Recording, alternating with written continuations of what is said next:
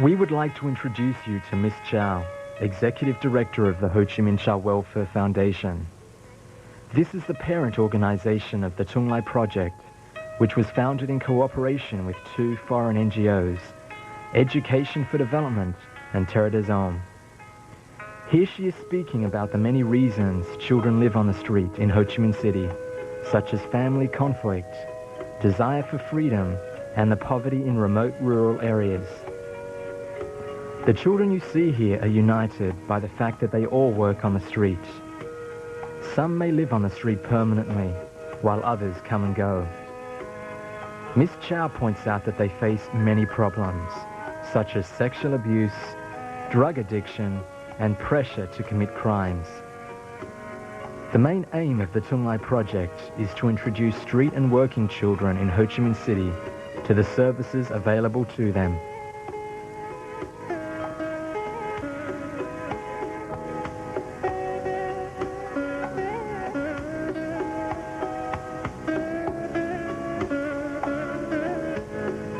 One vital component of the program is the outreach work, which forms the initial contact with the child, and over time can help to gain their trust and interest in other services we offer or refer them to.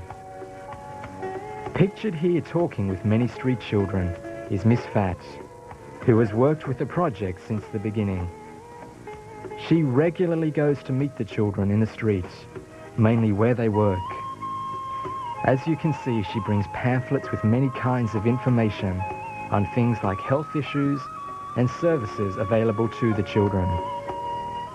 She also informs them about the children's desk and the sports activities organized by Tuonglai project, which you will be introduced to shortly.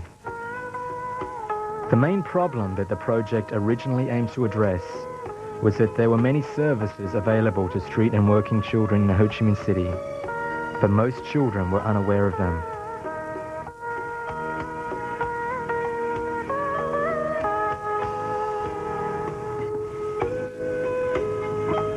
Another important aspect of outreach is the basic first aid offered to the children.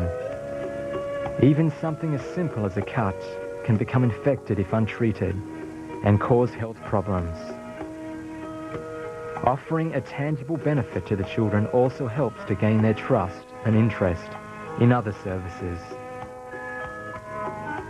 The first phase of the Tuonglai project was the children's desk, which was originally staffed by one outreach worker, Miss Fat, pictured here. Many children who want to change their lives come here. These may be children contacted by the full-time or volunteer social workers who work at the Green Bamboo Shelter. They may also be children who are referred by other street children who have used and benefited from the services. At the children's desk, the staff can provide the children with more in-depth information and advice on the many resources available to them than it is possible to do in the hectic atmosphere of the street. These resources include affection classes, shelters, health issues, existing medical services and training centres. Pamphlets and counselling are available on subjects like common ailments, AIDS and finding a job. There is also a small library available to the children.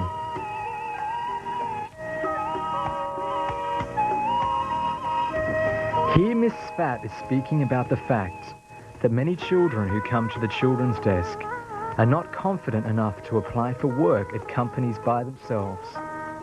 Therefore, when offering them jobs, a social worker must take them to the workplace and observe it first to make sure they continue working. In fact, each child needs a good deal of individual attention to get any long-term benefit from the services offered. That is why the Tuonglai project has established the Volunteer Street Educator program. Here you can see the volunteer street educators attending a monthly training session. The street educators are composed of students from a variety of areas of study and former street children. The VSC program began in September of 1999. The educators commit to working regularly with between 2 and 5 children, usually meeting with them at least once or twice a week. In return for their work, the volunteers are given a small stipend to use for their university fees. To facilitate this work, in addition to monthly training sessions in various topics, the VSCs meet together as a group every 2 weeks. At this time, they can exchange ideas and discuss any problems that they have been having. Usually the educators meet on the street, as you can see here. Of course, the main component of the VSC program is outreach activities, when the educators go and meet the children in the streets.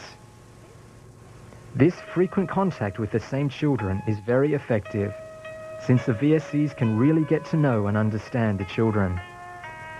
Consequently, the children are able to receive the most appropriate advice and assistance for their specific situation.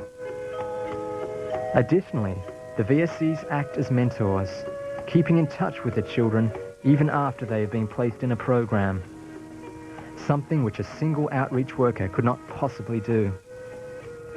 Hopefully this will help the project to gather information on why some placements are successful while others last as little as a few days.